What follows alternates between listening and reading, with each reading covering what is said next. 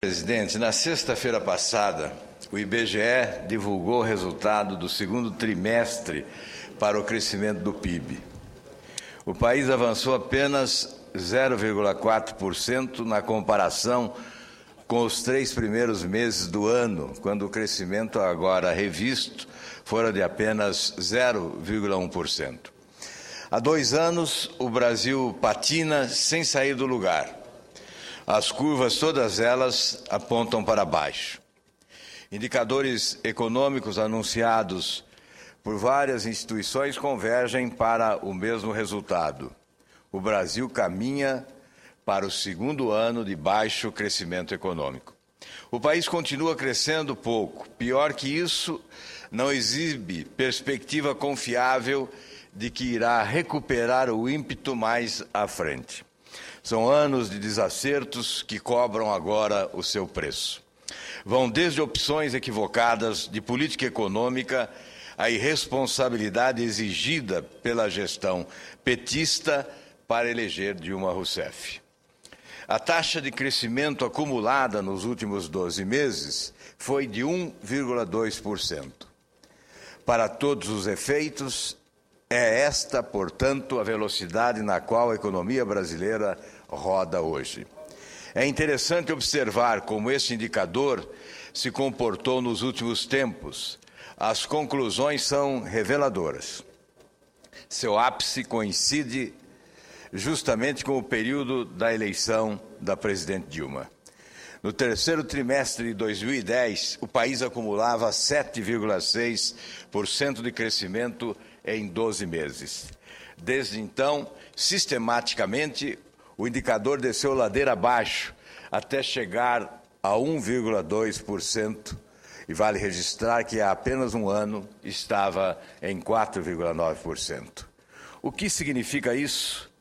Significa muito claramente o quanto a gestão petista acelerou artificialmente o país para criar um clima de euforia e eleger a presidente. Resta claro que a exaustão cobrou seu preço e o motor fundiu. O paradeiro atual é evidentemente fruto da irresponsabilidade eleitoreira.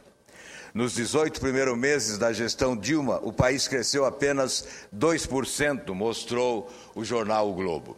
A presidente coleciona uma série nada invejável de recordes. O PIB teve o pior semestre desde 2009, com alta de apenas 0,6%.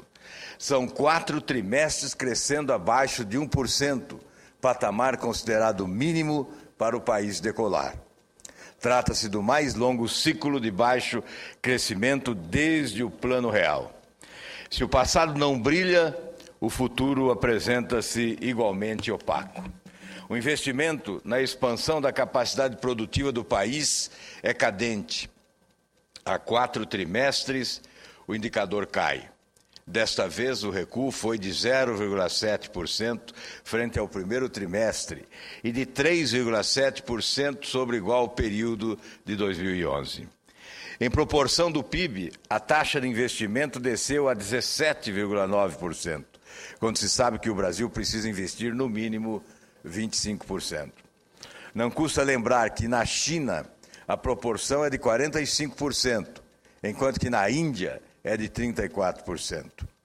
Parte importante deste mau resultado deve-se ao frustrante desempenho das empresas estatais, que não conseguem executar o que o orçamento da União prevê. Um dos componentes mais fracos da economia hoje é a indústria, que caiu 2,5% no trimestre em relação aos 3 primeiros meses do ano. É bom destacar que a agricultura salvou o governo. O crescimento seria ainda mais insignificante nesse período. Ocorre que este trimestre é o trimestre da agricultura. Quando eu fui governador, senadora Ana Amélia, eu esperava o mês de maio com muita ansiedade, porque sabia que no trimestre, a partir de maio, a receita estadual cresceria alavancada pela produção agrícola. Senador Álvaro Dias, além de cumprimentá-lo, porque penso exatamente como o senhor, mas eu queria só interrompê-lo, e sei que Vossa Excelência concorda, para saudar os alunos do curso de Direito da Universidade Paulista, Unip, da cidade de Sorocaba, de São Paulo. Então, boas-vindas aqui. Estão ouvindo o senador Álvaro Dias, um dos mais brilhantes representantes da oposição. Ele é do PSDB do Paraná. Então, boas-vindas a vocês nessa visita ao Senado nessa segunda-feira. Muito obrigado, senadora Ana Amélia. Sejam bem-vindos. A Unip é uma grande universidade brasileira. Eu tenho tido a satisfação de comparecer anualmente, nos últimos anos, todos os anos, para concorrer com o meu blog ao melhor blog político. E tenho comparecido à Unip em São Paulo todos os anos, no final do ano, exatamente para participar da solenidade de entrega do prêmio Unip aos melhores blogs do país, em todas as categorias. E eu tenho tido, senadora Ana Amélia, a satisfação de receber anualmente o prêmio de melhor blog político oferecido pelos acadêmicos, o julgamento acadêmico. Portanto, a nossa homenagem à Unip. Mas, prosseguindo, o setor que já respondeu por cerca de 1/3 da nossa economia, hoje se encolheu à dimensão que tinha antes da era JK. A participação da indústria da transformação no PIB retrocedeu a 12,8%, menor índice já registrado pelo IBGE, segundo o Valor Econômico. O setor externo é outra decepção. Como a demanda ainda está aquecida à base de estímulos oficiais ao consumo e a indústria fraqueja, o mercado é atendido por importações que cresceram 1,9% no trimestre. Ao mesmo tempo, as exportações brasileiras não conseguem abrir espaço no mercado internacional, enquanto produtos em que o país se saía bem, como minério de ferro, açúcar e café, veem seus preços cair. Só isso retirou 0,7 ponto percentual do PIB no trimestre. Por um longo tempo, Lula, Dilma, Guido Mantega e os porta-vozes oficiais disseram que o país era uma ilha isolada de tsunami econômico que assola o mundo. Nunca foi. Agora dizem que a culpa pelos maus resultados é do exterior. Em parte, as condições internas de produção no país estão piorando a olhos vistos. Se fossem apenas as condições externas que estivessem ruins, o Brasil não estaria crescendo tão abaixo de todos os países de porte e perfil similares aos seus. Entre os emergentes, decepcionamos. Entre os BRIC, ficamos no último lugar. Somos os piores. Entre 35 países que já divulgaram o resultado de seu PIB no segundo trimestre, perdemos para todos os latino-americanos e ocupamos na lista geral apenas a 23ª posição, mostrou a Austin Rating. No ano passado, o Brasil cresceu decepcionantes 2,7%. Foi considerado um pibinho. Neste ano, mantido o ritmo atual, não ultrapassará 1,6%, segundo o boletim Fox do Banco Central, divulgado hoje pela manhã. O mercado projeta alta de apenas 1,64% para o PIB de 2012. Há uma semana, a previsão estava em 1,73%. Há muita gente competente achando que a economia brasileira não superará 1,3% em 2012. Que nome dar a isso? PIB? Pibinho? Pibzinho? Há alguns meses, um banco estrangeiro, o Credit Suisse, previu que o Brasil só cresceria 1,5% neste ano. Mantega, o ministro das lentes cor-de-rosa, estrilou, ficou bravo e disse que aquilo era piada. Pois bem, o ministro Mantega esteve há algum tempo na Comissão de Assuntos Econômicos e contestei as suas previsões. Afirmei que o ministro previa, sempre com muito otimismo, um crescimento econômico e depois o crescimento previsto pelo ministro não se confirmava. E ele disse que não. Ele disse que as previsões que fazia sempre eram confirmadas. E eu disse ao ministro que registraria o índice de crescimento que ele projetava para este ano. E o ministro apostava em 4% de crescimento nesse ano de 2012. Como se vê, mais uma vez, as previsões do ministro não se confirmam. Creio que o ministro precisa rever o seu conceito em relação a crescimento econômico, ou deixar de fazer previsões otimistas como vem fazendo. Colocar os pés no chão da realidade econômica do nosso país. Há alguns meses, como eu disse, já havia previsão no exterior sobre o crescimento pífio da economia brasileira. O ministro deve agora estar rezando para que a pilhéria dos franceses se concretize, para que a palhaçada que comanda não fique ainda mais sem graça. Há muito tempo, o governo vem insistindo numa receita carcomida, o incentivo despudorado ao consumo. O motor do desenvolvimento sustentado, porém, foi negligenciado. Os investimentos continuam em marcha lenta. O rol de ações para sair do atoleiro é conhecido. Com ações que melhorem a infraestrutura produtiva, desonerem a produção e alavanquem o investimento privado. Só recentemente, depois de muita derrapagem, a gestão da presidente Dilma deu-se conta de que estava trilhando a estrada errada. Algumas correções foram feitas, principalmente por meio da opção pela privatização da infraestrutura viária. Uma privatização envergonhada, é bom frisar. Ainda vai demorar muito, contudo, para que o país retome um caminho seguro, o rumo a futuro mais próspero. O que é preciso destacar, senhora presidente, é que esta é a realidade. O que procuramos descrever com números oficiais é a realidade do crescimento econômico do nosso país.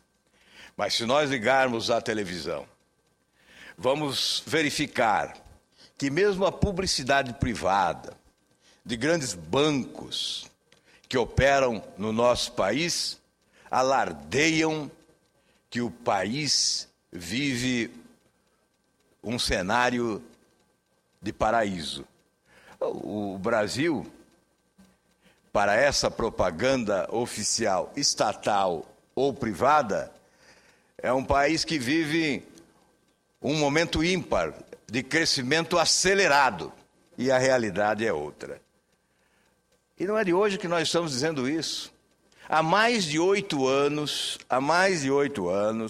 nós comparecemos a esta tribuna para dizer que não entendemos o entusiasmo do governo em relação ao crescimento econômico do nosso país. Porque na comparação com outros países, mesmo da América Latina, nós ficamos devendo, e devendo muito. Deixamos a desejar em matéria de crescimento econômico. O governo prefere adotar a publicidade que gera falsa expectativa, prefere adotar a farsa da publicidade enganosa do que adotar medidas que possam corrigir rumos e impulsionar o crescimento econômico do país. A indagação que deve ser feita é elementar. O que se fez no Brasil depois do Plano Real? Qual a mudança? Qual a reforma depois do Plano Real? Ainda ao final da gestão Fernando Henrique Cardoso, já se discutia um novo salto de desenvolvimento econômico para o país. Lembro-me bem que dividiam os economistas do PSDB em duas correntes. Aqueles que entendiam ser necessário permanecer com a política fiscal de manutenção dos parâmetros básicos do real, mas aqueles que já admitiam a necessidade de retomarmos o desenvolvimento econômico de forma mais célere. Eram chamados os desenvolvimentistas, os monetaristas de um lado e os desenvolvimentistas do outro. Já existia esse fracionamento nas hostes do PSDB, nos quadros econômicos do partido, ao final da gestão Fernando Henrique Cardoso. Transcorreram-se 10 anos e nós mantivemos, nas duas gestões do presidente Lula e agora da presidente Dilma, a política monetarista. Não se promoveu o passo adiante, não se deu o passo adiante, não se realizou reformas essenciais para alavancar o crescimento econômico do país. O Brasil possui potencialidades extraordinárias e pode crescer muito mais. Mas estamos amarrados a estruturas ultrapassadas. É preciso que as reformas aconteçam. A reforma tributária, por exemplo. O povo brasileiro não aguenta mais pagar tributos como vem pagando. Há um comprometimento da capacidade de gerar emprego, de promover desenvolvimento, em razão da carga tributária que esmaga os setores produtivos. Mas isso vem sendo discutido há décadas no Brasil. E essa reforma não acontece. O governo administrativamente faz reforma às avessas, porque ao invés de promover um enxugamento do Estado para reabilitar sua capacidade de investimento produtivo, aumenta as estruturas para atender a este modelo. Este é o modelo. Um modelo perverso, devastador da economia nacional. O modelo do aparelhamento do Estado, aparelhamento partidário do Estado, que tem como símbolo maior o mensalão, é o ninho dos chupins da República. Não há como não afirmar desta forma, senadora Ana Amélia. Pode ser ofensivo até àqueles que sustentam esse modelo e dele participam. Mas é uma realidade. O povo brasileiro trabalha, produz, paga impostos e os recursos dos impostos pagos com tanto sacrifício são desperdiçados para sustentar uma estrutura que se agigantou para atender o apetite fisiológico dos partidos aliados ao governo. E a oposição desapareceu. O governo cooptou. Assim que o presidente Lula assumiu, passou a cooptar os partidos de oposição.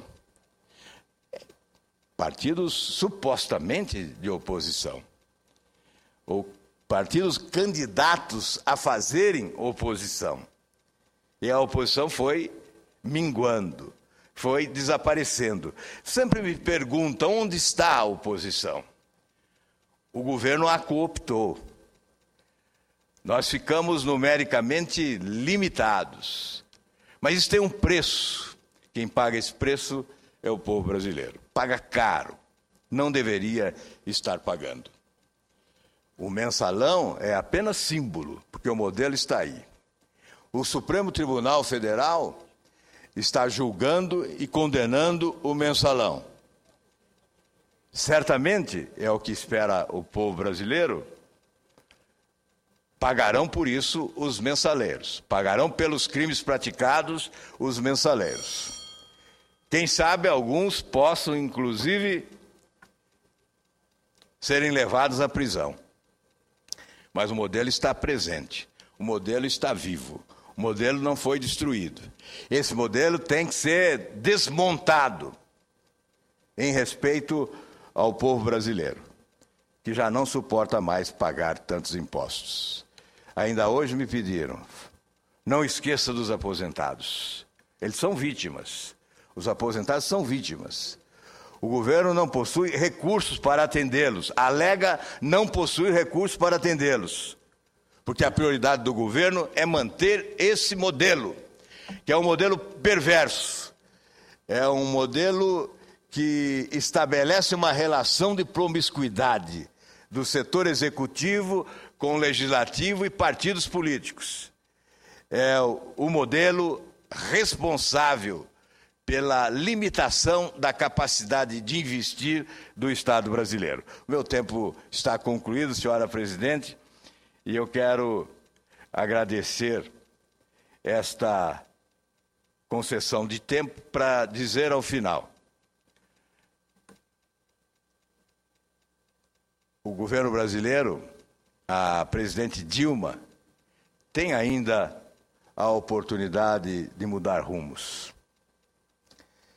Mas está na hora de nós acabarmos com esta cultura política de que, em nome da governabilidade, tudo é válido. Em nome da governabilidade, instala-se o balcão de negócios. Em nome da governabilidade, adota-se esse modelo promíscuo, que tem o mensalão como símbolo.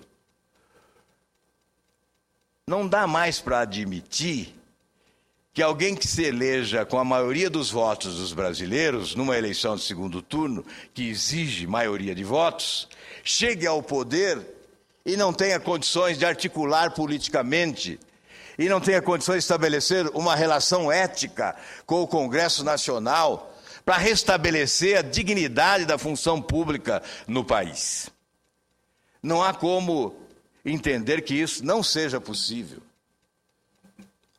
Que Deus inspire o povo brasileiro para que eleja alguém que, assumindo o poder nesse país, desmonte essa perversa cultura da relação de promiscuidade em nome da governabilidade.